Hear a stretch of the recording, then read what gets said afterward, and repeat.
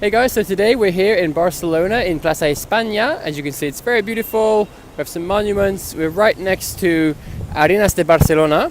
Now this used to be a bullfighting ring, but now bullfighting is illegal in Catalonia. So it is now a giant shopping mall with a very beautiful view at the top. And over there, you can just about see Montjuic.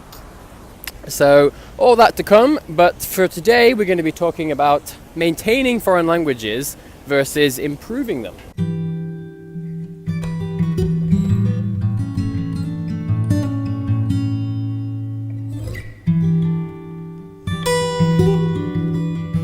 So I think this is actually a very interesting topic to consider and understand when you're thinking about the idea of maintaining a foreign language.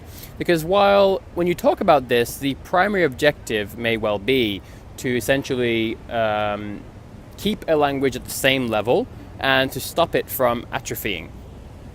In reality, that's actually totally impossible because in my opinion, a language is always in a constant state of flux. Your foreign languages are always going to be either gradually improving or atrophying.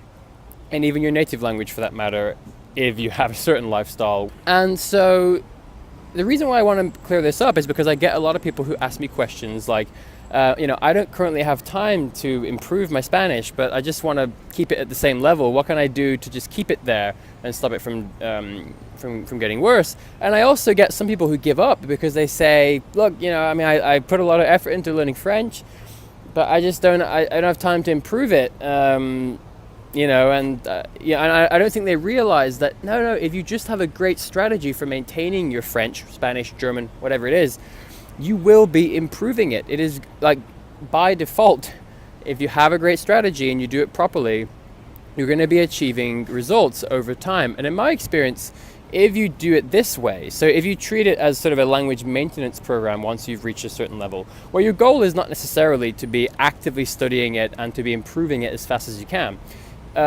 you will achieve very effective and long-lasting, sustainable results in that language, and it becomes more of a lifestyle and something that is effortless because it just becomes part of your life. But vice versa, if you don't maintain a language properly, then it's just important to understand that it will be gradually atrophying. And the other reason why this is important in the polyglot context now is that with the current sort of polyglot environment that's evolved online, there's so many people I think that fall into the trap, and this goes for also accomplished polyglots as well. They fall into the trap of adding new languages, I think, a bit too often and too soon, and without properly thinking about maintaining the other languages. So, you may well work hard to learn 3 languages, and then your native language as well. But then if you get trapped into just, now I'm going to learn French, and then 3 minutes later, now I'm going to learn Polish, and then 3 minutes later, now I'm going to learn Russian. And if you're not actively maintaining those languages, it's very easy to fall into a situation where now you have 8 languages that you say you speak, but in reality, there's your native language, there's the one you're doing now, and then the other languages are maybe almost inactive and you can barely use them for communicative purposes. And so it becomes quite a mess. So it is very important, whether you're just maintaining one foreign language that you learn to a certain level, let's say high intermediate, and you just want to maintain it. Well, it's great to know how to do that and also to understand that you're going to be improving all the while. So that's another plus. But it's also important to understand this if you're an aspiring polyglot. And, because these are preventative measures you should take so that you don't end up in a situation where now you started 10 languages, but none of them are really any good because, maybe they were at a B2 at one time, but now it's more like an A1 or something. So yes, you can always revive language knowledge and it's never gone totally, but take it from me as somebody who made this mistake very badly.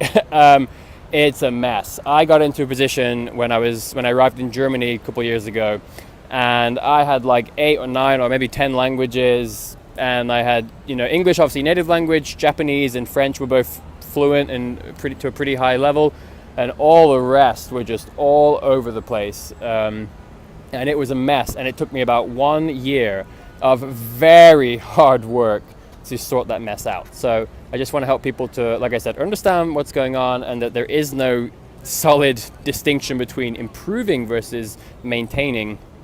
They go together hand in hand. But next time we'll talk about the difference between maintaining a foreign language as opposed to actively studying it for improvement, where there is a difference, and I'll see you in that video. Hope you liked seeing Plaza España, Arenas de Barcelona, and perhaps we'll go look at Montjuic for the next video.